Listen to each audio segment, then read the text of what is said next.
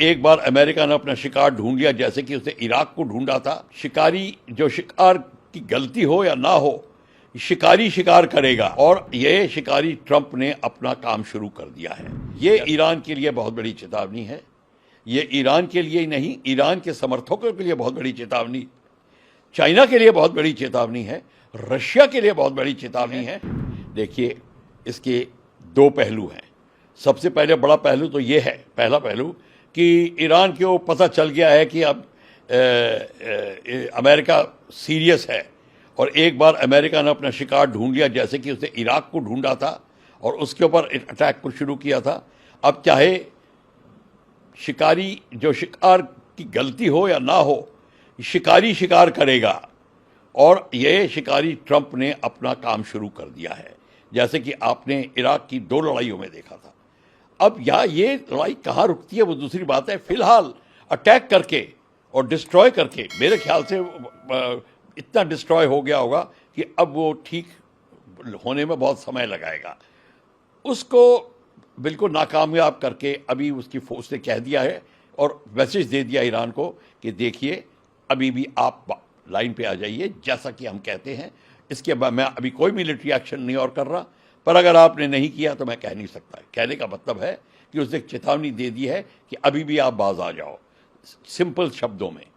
तो ये ईरान के लिए बहुत बड़ी चेतावनी है।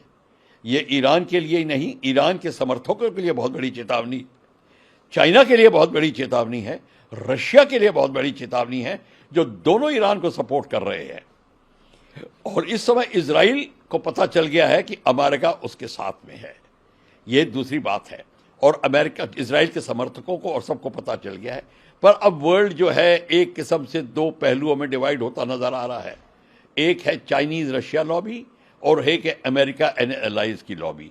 इसके ऐसे करने से अमेरिका के और भी कई प्रॉब्लम सॉल्व होते हैं, जैसे कि नेटो कंट्रीज के साथ में दोबारा उसका आकर्षण होना, दोबारा वो उनके साथ में साझेदारी बननी जो टूटती जा रही थी, वो भी अब देखने में मिलेगी। अब देखेंगे कि जितने कि इजराइल के सपोर्टर नेटो नेशन में हैं और इत्यादि, वो भी अमेरिका के सपोर्टर बन जाएंगे। ये इसका दूर का खेल है अमेरिका का।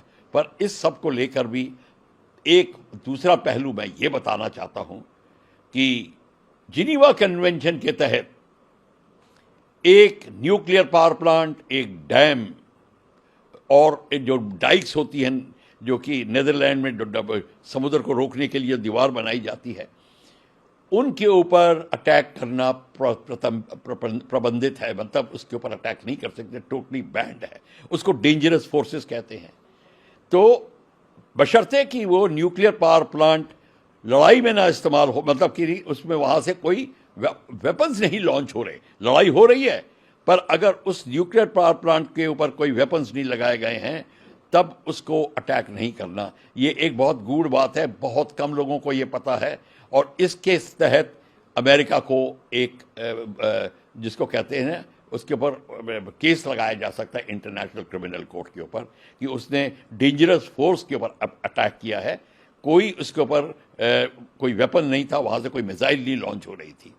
तो ये एक अलग चीज़ है। और अमेरिका की और ईरान की लड़ाई थी ही नहीं। तो ये इसने ओपनिंग शॉट में जो ये कार्यक्रम किया है, इसकी जवाबदारी अमेरिका करेगा, बशर्ते लोगों में इतनी हिम्मत है कि उसको इंटरनेशनल क्रिमिनल कोर्ट में ले जाएं। ये दूसरा पहलू है। पर सबसे बड़ी अब बात है, चीन को देखना है। अगली अब खबरें आएंगी, चीन का रिएक्शन क्या है, जी का ट्वीट क्या आएगा, पुतिन का ट्वीट क्या आएगा, वो क्या कहते हैं, और उसके हिसाब से बात चलेगी। पर भारत की बात आती है तो भारत के लिए एक बहुत जिसको कहते हैं कि सावधानी का समय है। हमको ये बहुत सावधानी से इस सारे डेवलपमेंट को देखनी पड़ेगी कि अब हो क्या रहा है। भारत का दोस्त है ईरान, भारत का दोस्त है इजराइल, दोनों हमारे दोस्त हैं। और दोस्त का मतलब काम आते हैं दोनों। हमारा ऑयल सप्लाई के लिए है और ट्रेड है, और हमारे सांस्कृतिक कनेक्शन है ईरान के साथ में। और इजराइल हमारा क्लोज फ्रेंड है, जिसको कहते हैं इमोशनल कनेक्ट इजराइल के साथ में है। इजराइल, हमारे लोग इजराइल में बसे हुए हैं, ये भी बात है। तो ये सब दोनों पहलू को रख के भारत को भी एक बहुत ही सोच विचार करके अब काम करना पड़ेगा। भारत की जो प्रेजेंट नीति है उसके ऊपर वो अमल करेंगे, और मेरे ख्याल से personalities like prime minister Modi इस बात को थोड़ा उठाएंगे दोनों खेमों पे कि भाई अब किस तरीके से लड़ाई का आप साफ अंत करिए और उसको नीचे लाइए। तो अभी अब देखना होगा, अमेरिका के पास वेपन्स हैं, MOAB, maximum ordnance, airburst, deep penetration bombs हैं जो वो B-2 बॉम्बर से लॉन्च करता है, उसे न्यूक्लियर वेपन भी लॉन्च कर सकता है, वो दूसरी बात है। पर हैवी वेपन बॉम्ब्स हैं, ये 200 फीट गहराई के अंदर जाकर पहाड़ों में से निकाल के, जो अगर कोई जगह छुपी हुई हो उसको भी निकाल सकते हैं। तो ये बहुत ही विध्वंसक बम है, जैसे कि आपने अफगानिस्तान में देखा था डेजी कटर 2, ये उस कैटेगरी के बॉम्ब हैं और वैसे ही बॉम्ब हैं। तो अभी बमबारी भी बहुत है, अब हानि भी बहुत होगी ह्यूमैनिटी की, एनवायरनमेंट की। इस सब का निवेश, इस सब का जो रिजल्ट होगा बहुत हानिकारक होगा। अच्छा हो कि कोई इनका बीच बचाव कर पाए और ईरान इजराइल को साझेदारी की टेबल पे बैठाया जाए और नेगोशिएशन शुरू की।